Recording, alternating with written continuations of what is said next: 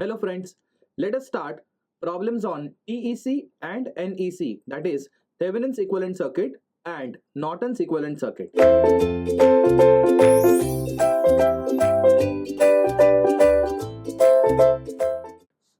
Problem number 1 is displayed on the screen, says find TEC for the following circuit, that is Thevenin's equivalent circuit.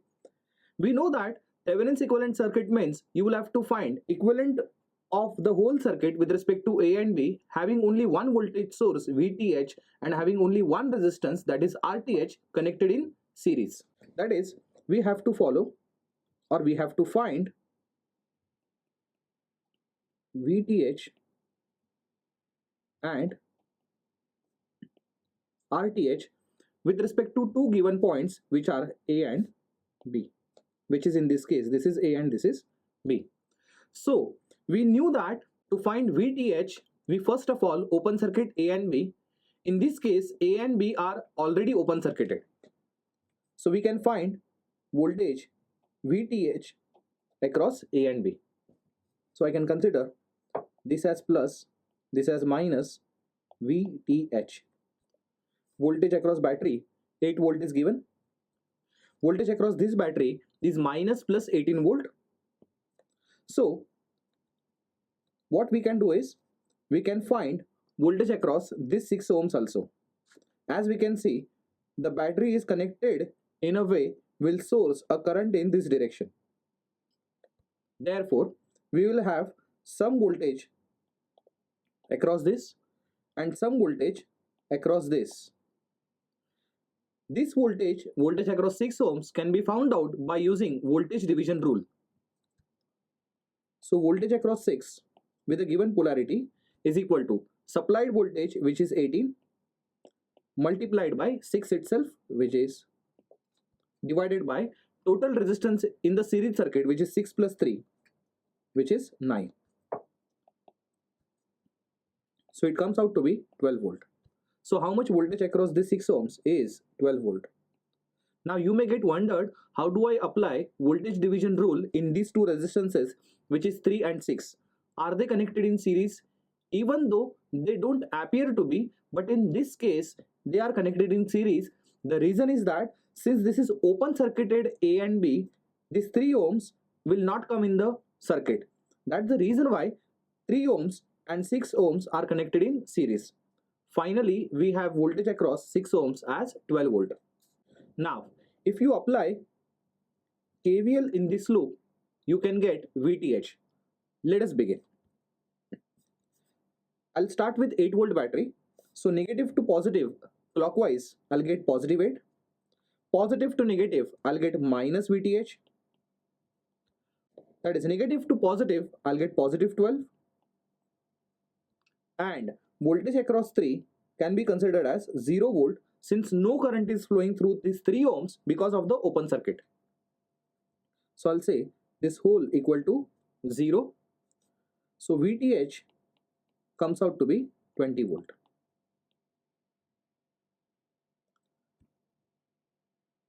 As given in the problem, we have to find TEC, for which we have to find two values, VTH and RTH, out of which we already have the value of VTH. Let us go on finding RTH now.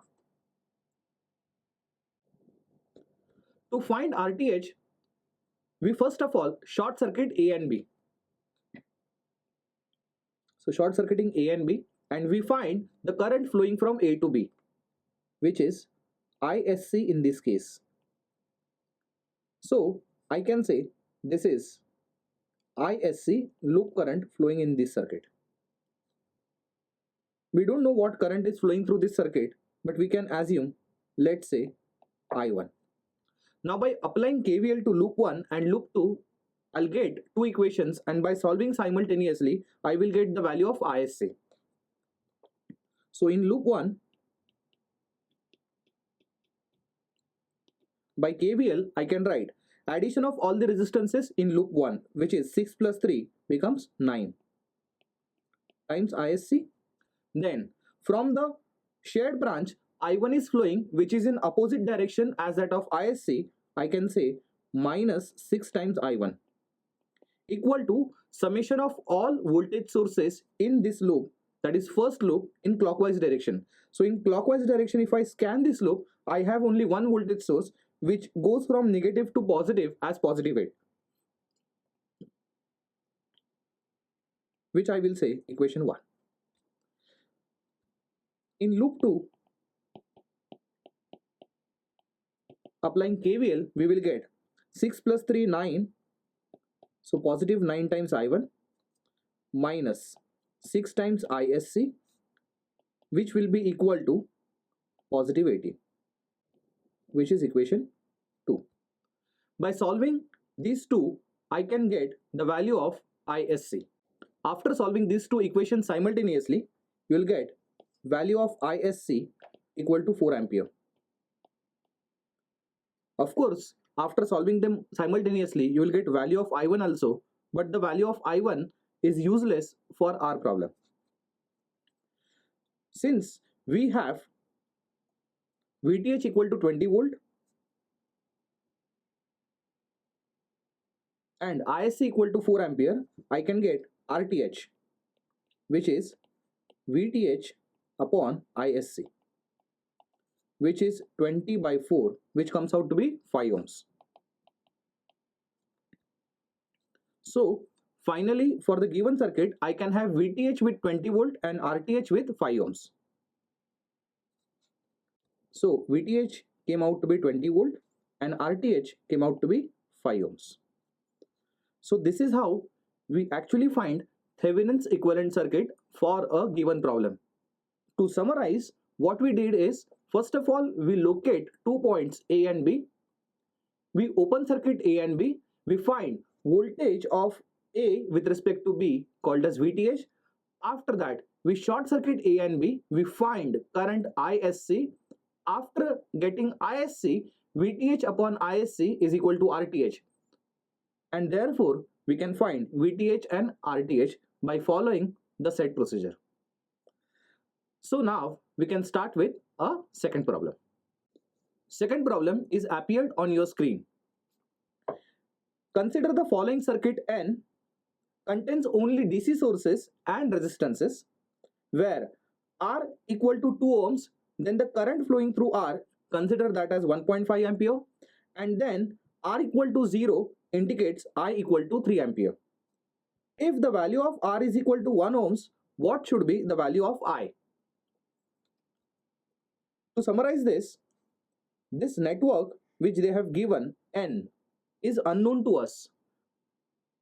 The only information that they have given that it consists of DC sources and resistances. So in a way, it is a linear network. If it is a linear network, then your Thevenin's theorem is applicable to this circuit. We know that a circuit which is linear in nature can be represented by its Thevenin's equivalent circuit having only one voltage source, having only one resistance connected in series. So in fact, I can represent the given network like this: plus minus VTH and RTH having 2 points, let's say A and B, to which this R is connected, through which current is flowing, let's say I. In case number 1, what they say? In case number 1, they say R is equal to 2 ohms and I equal to 1.5 ampere. So I'll get plus minus VTH RTH, which is nothing but the given network. Thereafter, there is R connected having 2 ohms value, through which current of 1.5 ampere is flowing. I can in fact say this 1.5 ampere is a loop current through this. Referring to the circuit, I can get some equation for current like this by having Ohm's law, that is voltage is equal to current into resistance. So I can say VTH can be written as 2 plus RTH times 1.5, or further expanding, I can write VTH is equal to 3 plus 1.5 times RTH. I will say this as equation number 1. I have got equation number 1 by referring to the first case. Similarly, we can get second equation from case number 2. So what we can see is we will get equation in terms of VTH and RTH. By solving them, VTH and RTH can be calculated. So let us see what case 2 says. Case 2 says when R equal to 0 ohms, the current flowing through that circuit is 3 ohms. R equal to 0 ohms means you have to replace R with short circuit, and thereafter you have to show current as 3 ampere for the same network. So you'll get circuit like this, plus minus VTH having resistance RTH, equivalent resistance. There will be 2 points across which R is equal to 0, and therefore the resultant current was 3 ampere. So this 3 ampere can be taken as a loop current, and by applying KVL or by applying simply Ohm's law, voltage will be equal to current into total resistance of the circuit. So I can write VTH equal to 3 times RTH. I can refer this equation as 2. Referring to the first equation again, which was VTH equal to 1.5 times RTH plus 3. That was equation number 1. As we know, VTH equal to 3 RTH, I can substitute in equation number 1.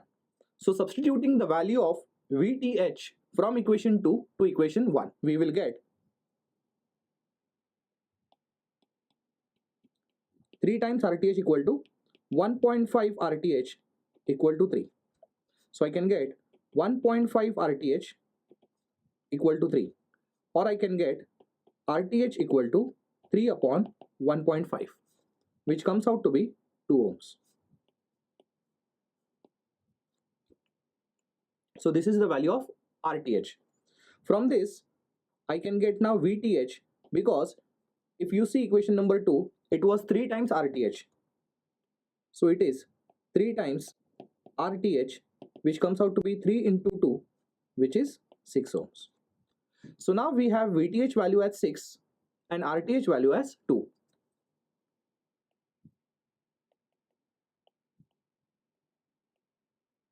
Finally, we have this type of circuit.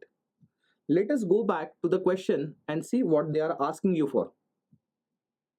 In the question, they ask you at the end, if R equal to 1 ohms, you have to find the value of I. So now they are asking you to connect a resistance having value as 1 ohms, and you have to find the value of I. Now this I can be found out by simply Ohm's law, which will be I is equal to total voltage or supplied voltage divided by total resistance.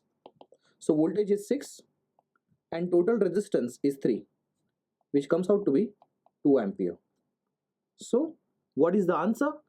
Current through this circuit, if 1 ohms resistance is connected, is 2 ampere. So in this case, the value of I comes out to be 2 ampere.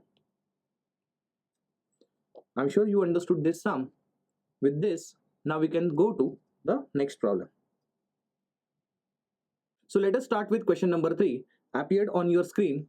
So they are asking you the value of RTH between P and Q. P and Q points are as shown. We know the standard procedure to get RTH.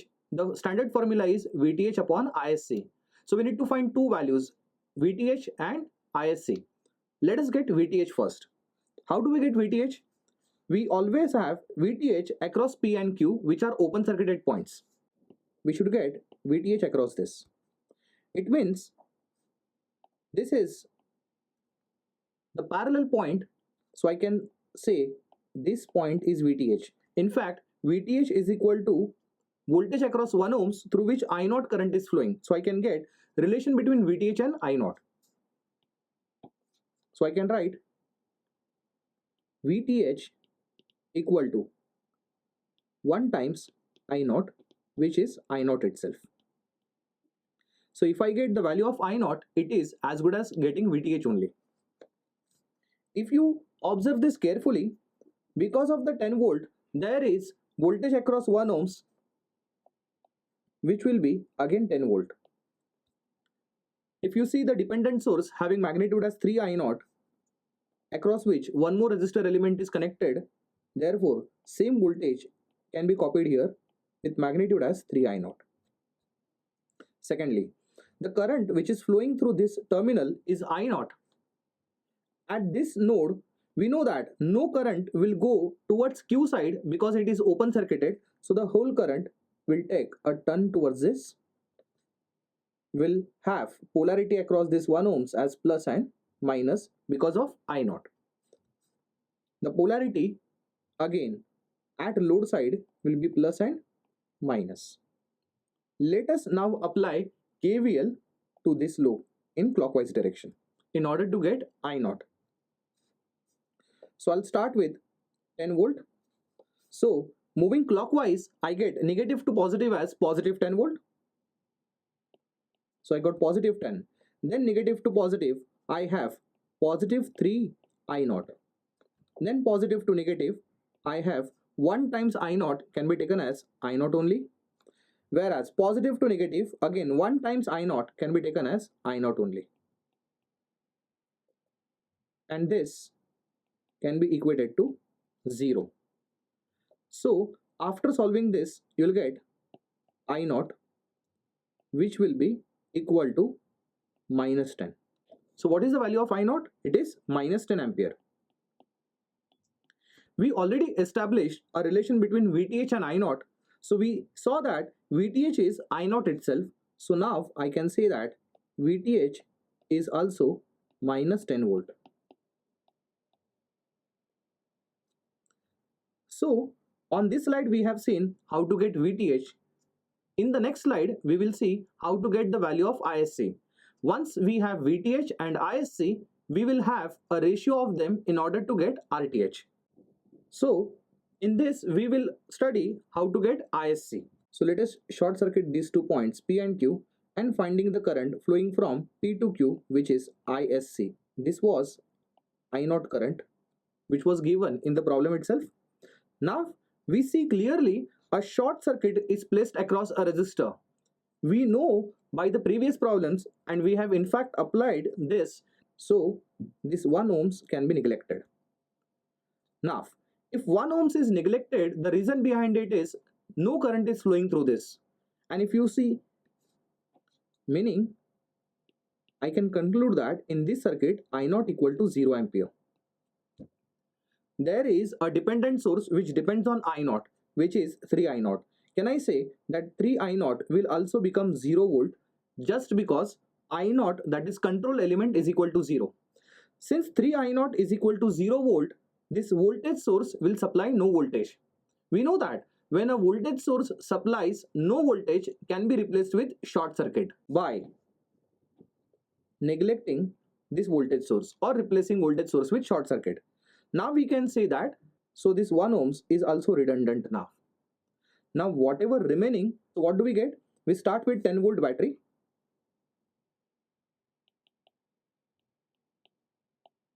After that, across it we have 1 ohms value resistance. Below this we have one more resistance, 1 ohms. The above resistance is neglected, replaced with short circuit. This resistor is also short circuited, and thereafter we have a short circuit through which ISC current is flowing. If you see this, voltage across this is 10 volt just because 10 volt and 1 ohms are connected in series. If I consider this as a reference node, that is ground, I can consider this ISC by simply applying Ohm's law. So I can say ISC equal to 10 divided by 1, that is 10 volt divided by 1 ohms, which will be 10 ampere. So in the previous slide we calculated VTH. In this slide we have calculated ISC, which came out to be 10 ampere. So we had VTH equal to minus 10 volt. RTH is VTH upon ISC. VTH came out to be minus 10. ISC we got as 10. So it results in minus 1 ohms. So the value of RTH is minus 1 ohms. You may get wondered, sir, how do we get RTH value as negative? we know the fact that resistances are never negative. Resistances are always positive. But let me tell you, in Thevenin's theorem, the resistance that we find is not that physical resistance that you use practically. It is a resistance of the overall circuit. If your overall circuit is containing dependent sources, there is a probability that your resistance may come out to be negative, because these dependent sources consist of transistors, and at some given point, at some voltage or currents, your transistor may operate in negative resistance region, which again comes in and reflect in the value of RTH, and that's the reason why in this case RTH value that we have got is negative. So the final answer is RTH equal to -1 ohms between P and Q. So I'm sure you have understood all three problems in this part, that is part 1 video. Thank you so much for watching the video. Stay tuned to Ekeeda. Subscribe to Ekeeda.